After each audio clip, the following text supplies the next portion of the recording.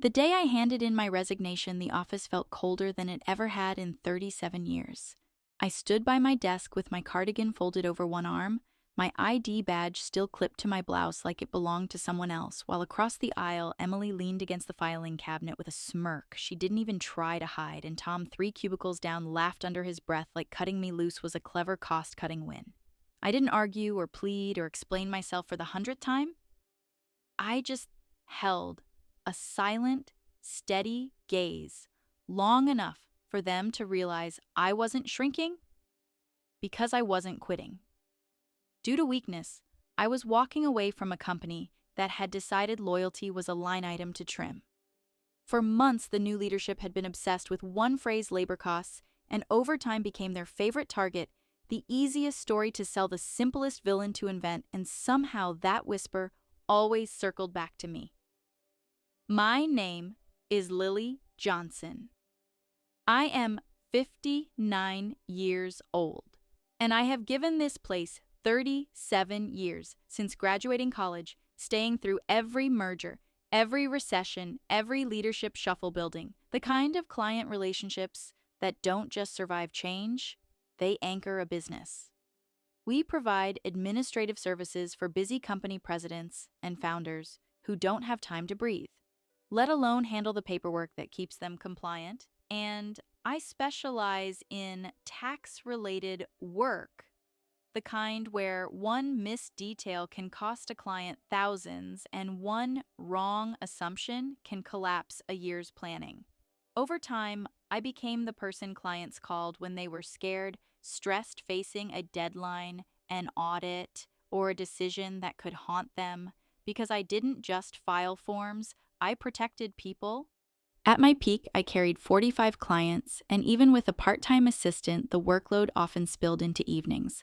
Some nights, I'd look up from my computer and realize the office lights had dimmed and everyone else was long gone. Tom used to thank me for that. He used to speak to me with respect until 3 months ago, when his promotion flipped a switch and his polite tone turned into sighs. Lectures about following the manual and warnings not to do anything unnecessary, while Emily, his assistant, piled on with little comments about my old school methods and my rank-and-file attitude, as if decades of results meant nothing next to a new title and a sharp grin. That morning before the meeting that would end my career here, Tom dropped a stack of files on my desk, a month's worth of urgent client work due before month end, and some of it wasn't even mine. I remember staring at the deadlines and feeling my stomach sink as I asked, "Wait, these are all due this month, right?" And he was already packing his bag, already halfway out the door, saying, "Heading out, take care of that," like he'd handed me a coffee order instead of a collapse. Emily laughed as she followed him, like it was funny to watch someone drown. And in that moment, the truth slid into place with a cold clarity. They weren't just making my job harder. They were trying to push me out, and the question that kept pulsing behind my ribs louder than the printer and the office chatter was simple. If I leave, what happens to everything? They don't even realize I'm holding together. By the time Tom and Emily decided I was the problem, the story they were selling had already been rehearsed in whispers. Lily is slow. Lily is expensive. Lily is abusing overtime. It was tidy, easy to repeat, and convenient for anyone who wanted to look decisive without learning how the work actually moved.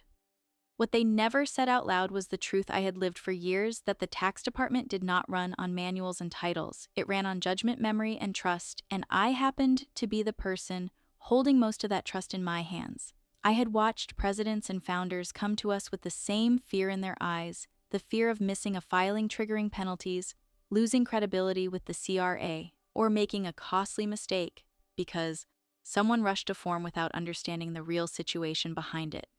When I started, the company was smaller, the clients were fewer, and you could still hear every phone ring from the front desk. Over time, the work expanded. The clients got more complex, and the expectations grew sharper. I grew with it. I became the one who knew which client always waited until the last minute, which one had a spouse quietly joining the business, which one was juggling cross-border questions, which one needed a calm voice before they made a bad decision out of panic. My files were not just numbers, they were histories, and those histories were why the clients stayed. That was also why my workload never looked fair on paper. I could finish my own responsibilities and still be the person people hunted down when they were stuck, because I could fix in 5 minutes what might take someone else 3 hours of guessing. I did not mind being that person. I believed in the work. I believed in doing it right. And for a long time, the department respected that, even when it quietly leaned on me too much. Then Tom got promoted and started treating experience like a threat instead of an asset. He was only 7 years younger than me, but once he had the title, he acted like I owed him permission to breathe. He stopped asking questions and started issuing warnings. If I asked for clarification, he told me to consult the manual. If I raised a risk, he called it unnecessary. If I pushed back, he stayed perfectly calm, like the calm proved he was right, and I was emotional. Emily learned his rhythm fast. She criticized my speed, mocked my position, and spoke to me like I was lucky to still have a chair, even though I had turned down promotions more than once for reasons I never felt I needed to explain. I had seen what leadership did to people here. I had seen how it pulled them away from the actual work and turned their days into politics and blame. I chose stability and service instead, and I carried the department quietly the way I always had. Their harassment did not start with shouting. It started with small humiliations, the kind you can deny later. A sigh when I walked up. A comment about overtime said just loud enough for someone else to hear. A reminder that the department was trying to improve efficiency said while looking directly at my timesheet. I told myself it would pass, that Tom was new to power, and Emily was eager to impress, that the work would speak louder than their attitude. Then came the stack of files. A month of client declarations dropped onto my desk late in the day with a casual deadline that made no sense. When I flipped through them, my hands went cold. These were not light tasks. These were declarations with moving parts, deadlines that could not be missed, and documents that needed careful review. Some of the files were clearly ones Emily should have been preparing, and a few looked like they had been sitting untouched for weeks. I asked the obvious question, the one any responsible person would ask, and Tom did not even stop zipping his bag. He told me he was heading out and that I should take care of it, like urgency was my natural habitat and exhaustion was my problem to manage. Emily laughed, and that laugh was the moment the puzzle snapped together. They were not trying to make me better. They were trying to make me look bad. If I worked late to finish it, they could accuse me of abusing overtime. If I refused, they could claim I was not a team player. If I missed deadlines, they could say I was slow. No matter what I did, the narrative moved toward the same ending: Lily is the expense we can remove. I went home that night with my shoulders tight and my jaw aching from holding back words I did not want to regret. I did the work anyway. I kept the clients safe because they had trusted me for years, and I could not make them collateral damage in a departmental power game. The next day, the complaints started on cue. Tom pointed at my overtime like it was proof of dishonesty, not proof of volume. Emily sighed dramatically and said my constant overtime was dragging down the whole tax department, as if deadlines were a personal hobby of mine. I kept my face neutral. I kept my voice steady. I did not defend myself with emotion, because I knew how people like them used emotion as a trap. Then came the summons to the president's office, and the timing alone told me it was planned. The company had just changed leadership. The former president, the new president, stepping into a role he did not fully understand. And that kind of transition always creates an opening for ambitious people to rewrite the truth. When I walked into that office, Tom and Emily were already there, sitting too comfortably, wearing those thin, pleased expressions that appear when someone thinks they have arranged a clean win. The new president looked at me like he was trying to place my face in a story he had been told. He did not start with questions. He started with a decision. Lily, you will need to resign by the end of this month. For a second, I thought I had misheard him, not because I believed I was untouchable, but because the bluntness was so shocking after decades of service. When I asked why, Tom spoke quickly, too prepared, explaining that I had billed excessive overtime, that others were around 15 hours and I was over 80, that it was evidence of inefficiency at best and exploitation at worst. Emily nodded along, acting concerned as if she was protecting the company from someone greedy. The president looked tired, overwhelmed, and eager to solve a problem without making waves. I realized then how dangerous ignorance can be when it is paired with authority. I could have thrown Tom under the bus. In that moment, could have said he dumped the files on my desk, could have explained the workload transfers, could have shown the handoffs and the timelines. But I also saw the trap. If I complained, they would frame it as excuses, as inability to manage time, as a veteran refusing to adapt. In one meeting, they had created a scenario where defending myself risked confirming their narrative. So I chose a different strategy. I spoke plainly. I said I had not overbilled overtime. I said the workload could not be completed in regular hours given the volume and the deadlines, and I said I took overtime to protect clients and prevent costly errors. The president sighed, admitting there was no direct evidence to accuse me of wrongdoing, but he still concluded that the company could not keep someone working at that pace. It was not about right or wrong anymore. It was about the image of efficiency he wanted to project. I felt something settle in my chest, not rage, not even heartbreak, but a tired clarity. If 37 years could be dismissed as a cost issue, then my loyalty was not a shield, it was a liability. I agreed to resign at month end because fighting for a seat at a table that had already decided to push me out would only drain what I had left. On my way out, Emily threw a sarcastic thank you for quitting, and Tom spoke cheerfully about trimming labor costs and stopping overtime, abuse.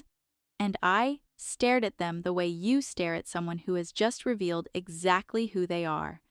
That night, I sat alone with my client list and began writing handover notes, not because the company deserved them, but because the clients did. I booked meetings where I could, wrote letters where I could not, and created careful documents for every account so no one could claim I left chaos behind. And while I worked, another question formed under the first, sharper and more personal.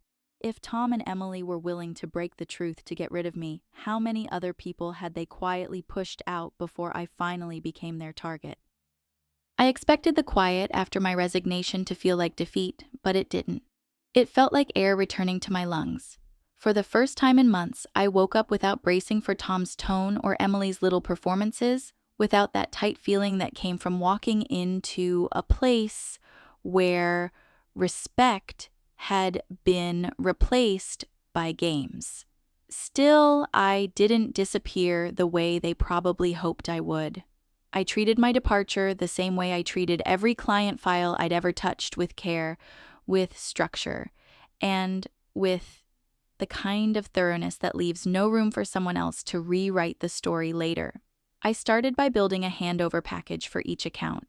Not just a checklist, but a living map of what mattered, timelines, filing patterns, risk points, notes about past issues, and the little details no manual ever captures, the kind that keeps a client calm and keeps a department out of trouble. I wrote it all in clean professional language, the sort that sounds neutral to strangers, but reads like a lifeline to anyone who knows the work. Then I did something Tom and Emily never bothered to understand. I spoke directly to the people who had trusted me for years. I scheduled brief calls where I could send letters where I couldn't, and I kept my tone steady and respectful, never criticizing the company, never naming names, never giving them an excuse to accuse me of turning clients. I simply told the truth in the safest way possible. I was leaving, their files would be transitioned, and I wanted them to feel supported during the change. Most of them heard the rest in the spaces between my words. They asked careful questions. They checked in on my health. They asked if I was being pushed out. And every time I gave them the same calm answer, "I'm fine, I'm taking a step back, I just want your work handled properly." What I was really doing was planting stability. If the company tried to claim I abandoned clients or caused disruption, my paper trail would show the opposite. If Tom tried to act like he inherited accounts smoothly through leadership, my documentation would quietly prove who built the relationships and who understood the systems. It was not revenge. It was insurance. At the same time, I began rebuilding my own life with the same quiet discipline I'd used for decades, one practical choice at a time. A friend of mine ran a small tax office and had been asking me for years to come by and help during peak periods, so I started there a few afternoons a week. Nothing dramatic. No grand announcement. Just work that felt honest again. The pace was human. The conversations were straightforward. And every day I was there, I remembered something I had nearly forgotten. My skills were not chained to one company's logo. My value wasn't a title Tom got handed. It was a craft I had earned. In that office, I saw how many people were willing to pay for clear guidance and how many businesses were desperate for someone who could do more than push forms through a process. I began organizing my own notes, refining templates, polishing explanations I could use with clients, building a simple framework for the way I approach tax planning. Not shortcuts, not tricks, but tailored strategies rooted in careful reading of their situation and conservative decisions that held up under scrutiny.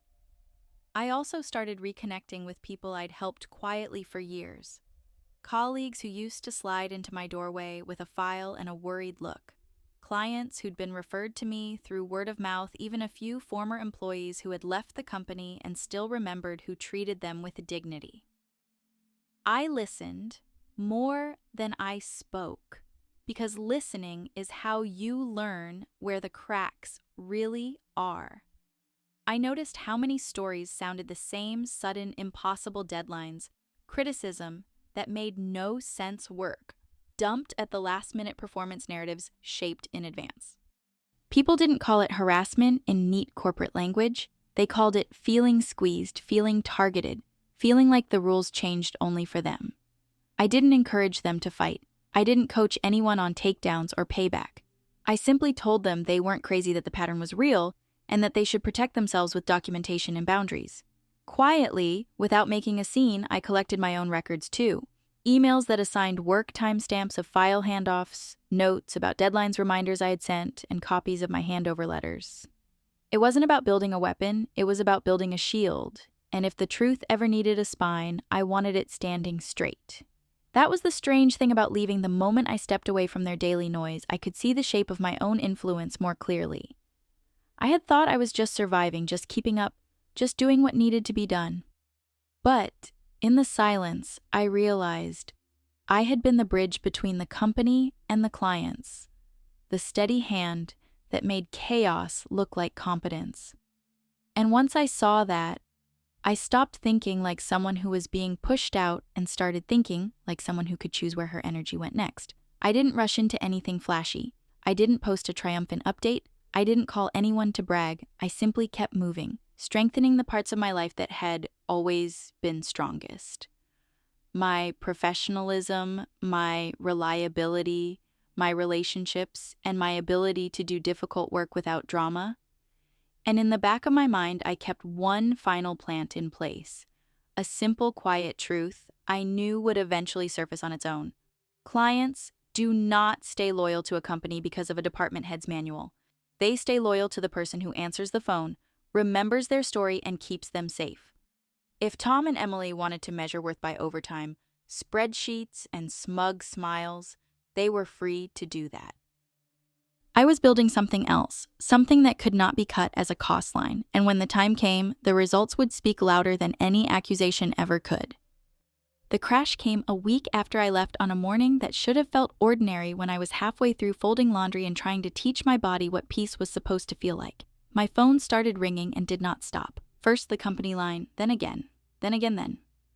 Tom's number, then Emily's. Then the company line once more, as if persistence could rewrite what they had already decided. I ignored it at first because I had done everything properly. Paperwork, social insurance, handover notes, client letters, and I refused to let them drag me back into their panic just because they finally noticed the weight I had been carrying. But the calls kept coming relentless enough that it stopped feeling like routine and started feeling like something was breaking. When I finally answered, the new president's voice was sharper than I remembered, not angry this time, but scared. His first question was strange, almost accusatory in its confusion, as if he had just realized he did not know the foundation of his own building. Who exactly are you? For a moment I almost laughed, not because it was funny, but because it was so revealing. After 37 years, they had reduced me to a line in an overtime report, and now with the floor collapsing, they were asking my name. I kept my voice even and told him who I was, Lily Johnson, 59 years old, 37 years of service, and I could hear him swallow as if the number alone was a reprimand. Then he rushed into the real problem. Clients were calling to stop transactions, not one or two, dozens. He said 49 with a kind of disbelief, like he could not accept that the damage had a count. They were not just pausing, they were canceling. Some were asking to transfer files immediately. Some were warning they would take their business elsewhere. He asked me to come in right away, not as a request dressed up as policy, but as a plea. I sat very still after I hung up, staring at the wall while the old instinct to fix things tried to take over. That instinct had been my strength for decades, and it had also been my trap. I reminded myself of the truth. I had not caused this. I had not called clients to stir fear. I had not planted rumors. I had simply stepped away, and the system they built on my back was showing its cracks.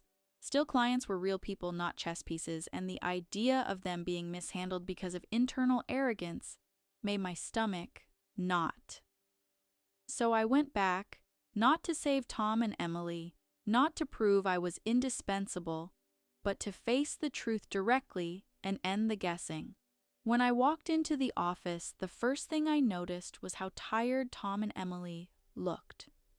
Their faces were drawn, their eyes bruised with dark circles, their hair and clothes carrying that subtle chaos of people who have been trying to hold back a flood with bare hands. They were waiting near the entrance like guards, but they did not have the confidence of guards. They had the tension of suspects. Tom stared at me like I had committed a crime, and the bitterness in his voice was almost a relief because it was familiar. "Since you left, we have been bombarded with calls to stop transactions." He said, "Not just from your clients, but from companies we were planning to introduce. What did you do?" Emily echoed him with a sharper edge, accusing without evidence, implying I must have used underhanded tactics, as if the only way clients could make a decision was through manipulation. The irony was almost painful.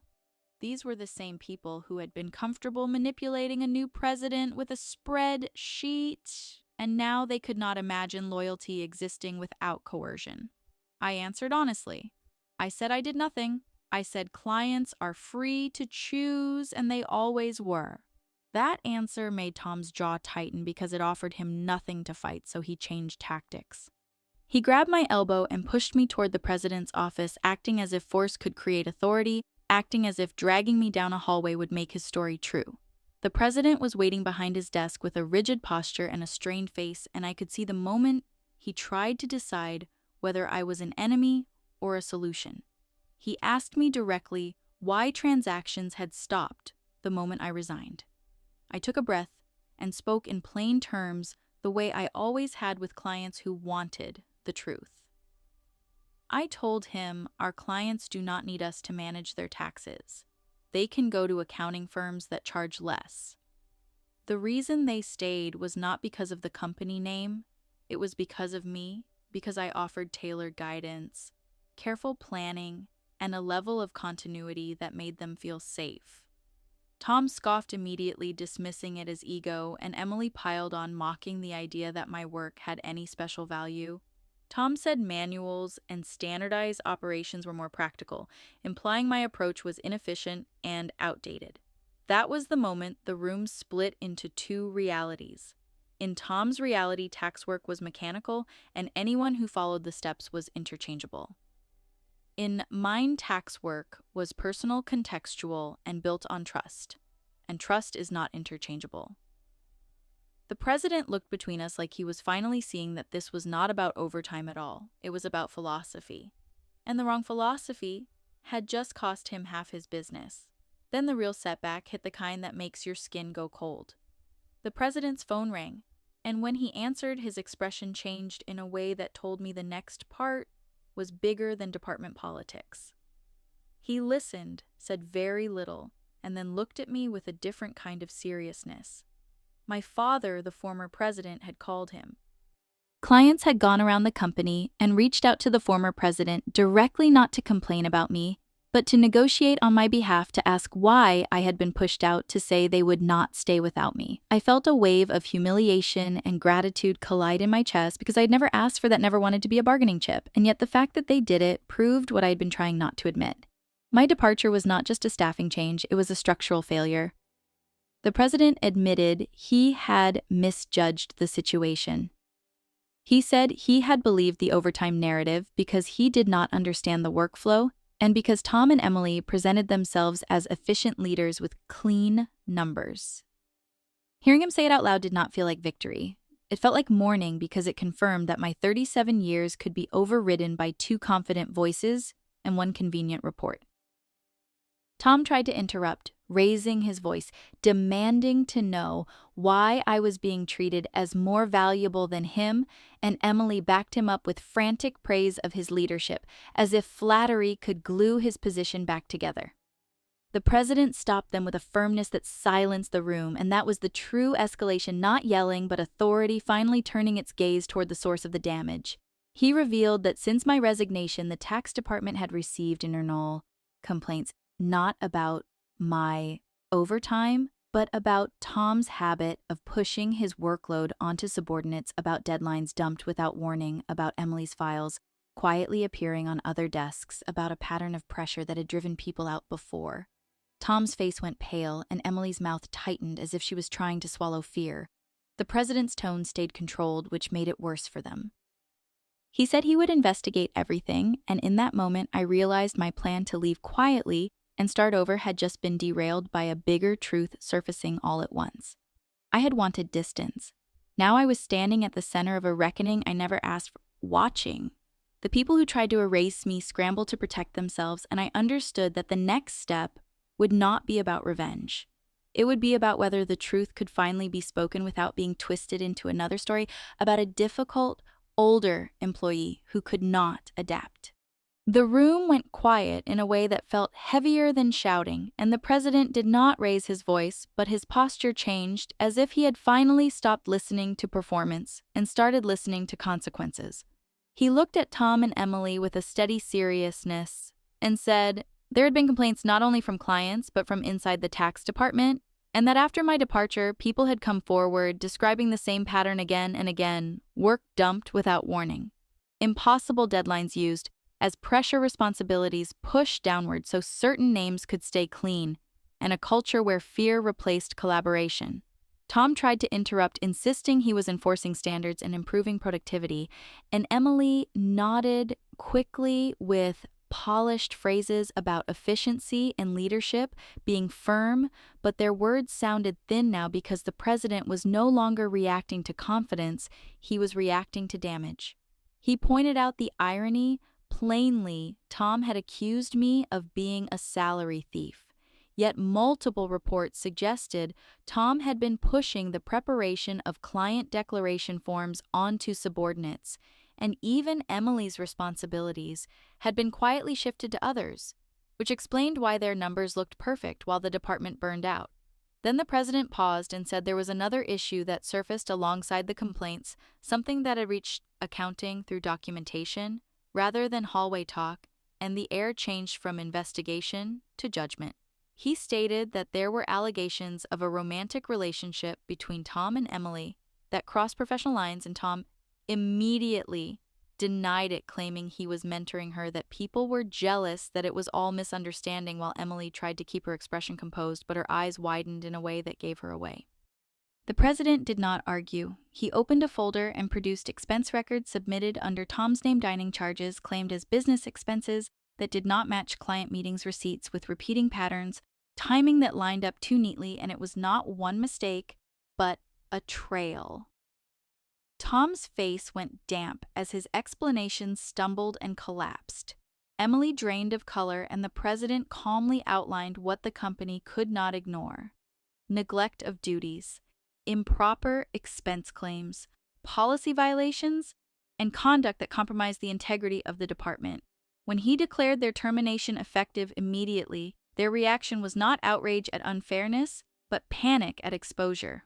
Tom's confidence shattered into pleading as he said he had a family and begged for another chance and promised to fix the receipts and correct everything, while Emily's voice became small and frantic as she promised apologies and swore she would take on any workload if the president would not fire her. Tom glared at me as if I had authored his downfall, the same instinct that made him dump files on my desk now making him hunt for someone else to blame, and he snapped that I should shut up and mocked my personal life as if it disqualified me from recognizing wrongdoing, but I did not give him the fight he wanted. I kept my voice level and said the truth with the calm of someone who has watched patterns repeat for decades. He pushed me out and called it efficiency. But this is what happens when people cut corners and hide behind titles because actions return.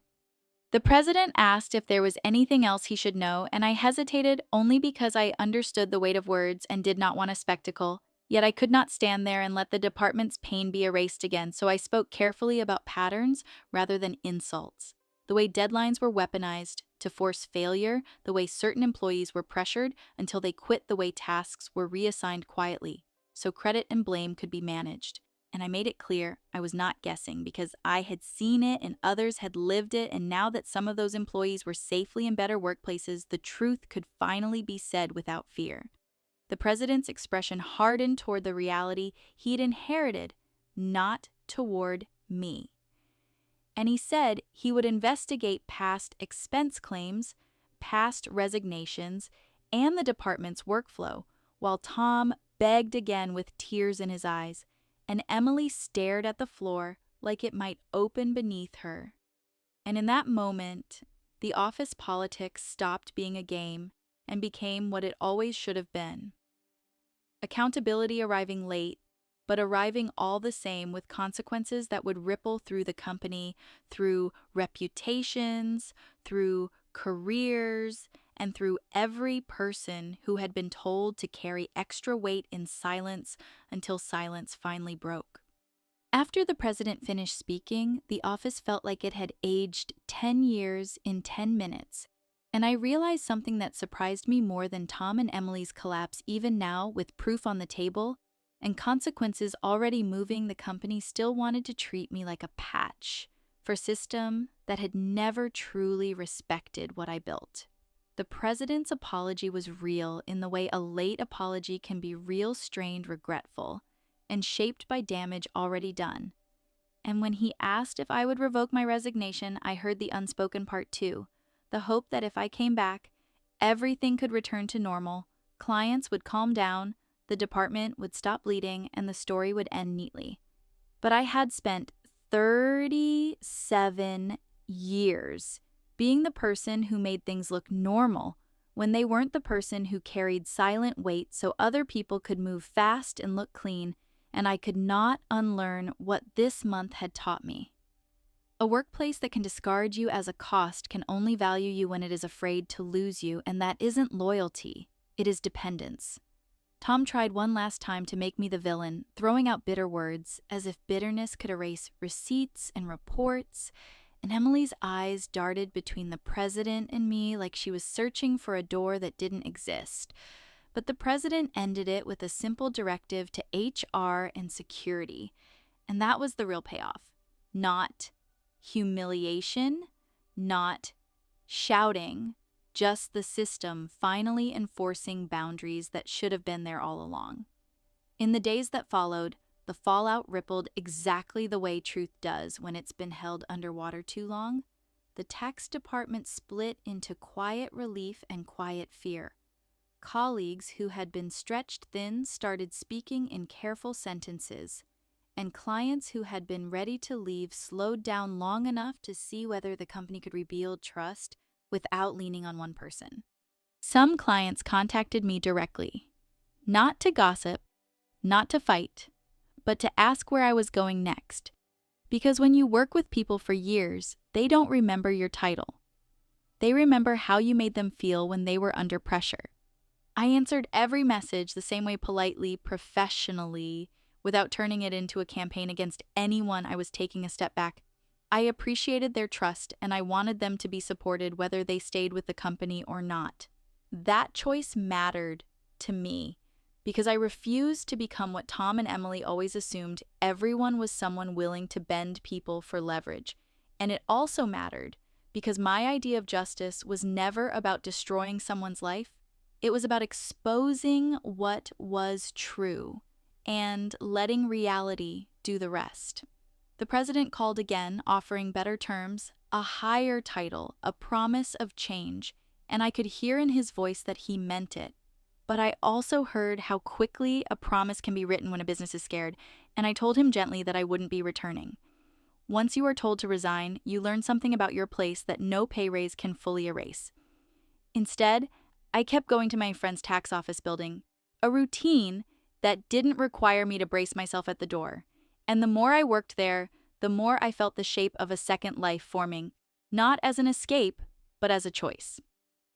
I started drafting a plan for my own small practice. Nothing flashy, no big announcements, just a place where clients could sit down, be heard, and get guidance rooted in care. A place where expertise didn't need to compete with office politics and where service didn't require self-sacrifice as proof of loyalty. It was strange in a good way to realize that my best revenge wasn't a grand confrontation. It was freedom, the ability to do my work without being reduced to a line item, the ability to be on equal footing with my clients instead of being treated like someone who should be grateful for a chair. And that is the part people rarely tell you about these stories. Even when the truth wins, there is still a cost. I lost a workplace I once considered a second home. I lost years of comfort in familiar routines. And I lost the illusion that dedication is always honored. But I gained something quieter and stronger: the understanding that dignity does not come from being indispensable to people who don't appreciate you. It comes from knowing your own value and refusing to let others define it for you. If Tom and Emily wanted to call it karma, they could. But to me, it was simpler than that when you build your career on shifting weight onto others and hiding behind appearances. Eventually, the weight returns, and no smile is strong enough to hold it up. My chapter with that company ended the day they asked me, after nearly 4 decades, who exactly I was. And my new chapter began the moment I answered, not with rage, but with clarity, because I finally understood that my worth had never belonged to their manual, their overtime spreadsheet, or their titles. It belonged to the work, to the relationships, and to the integrity that still held even when everything else cracked. And if you're listening to this and you've ever been pushed, dismissed, or treated like a cost instead of a person, here's the question. I want to leave you with the one that matters more than any office drama. If you were in my place, would you choose justice or would you choose hatred? And what kind of life would each choice build for you in the long run?